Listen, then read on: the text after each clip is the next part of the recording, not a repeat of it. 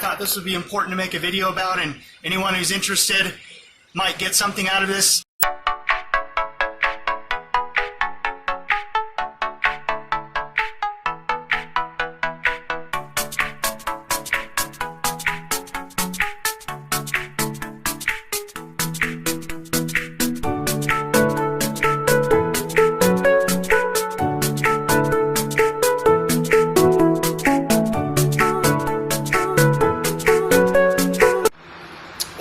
I'm working on a 2002 Subaru Outback with a 3-liter, and I wanted to do a parasitic drain test today, which I think is really important for anyone that might have the same issue or any similar issue.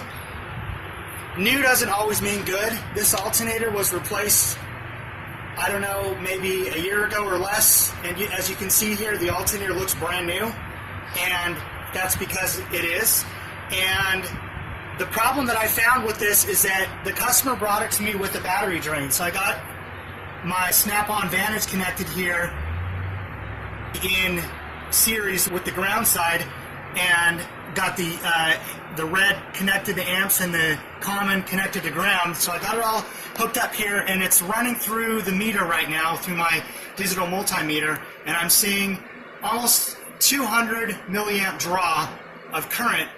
And it took me a while because I had to go through and basically lot of the circuits and unplug everything to find out what the hell was going on with this car, to find out where the drain was. So what I found after doing all of my fuses and checking a bunch of different components and disconnecting seats and disconnecting electric seats rather, and disconnecting everything that I disconnected to try and find this problem, I got no results. So then I thought, well, maybe I'll disconnect the alternator.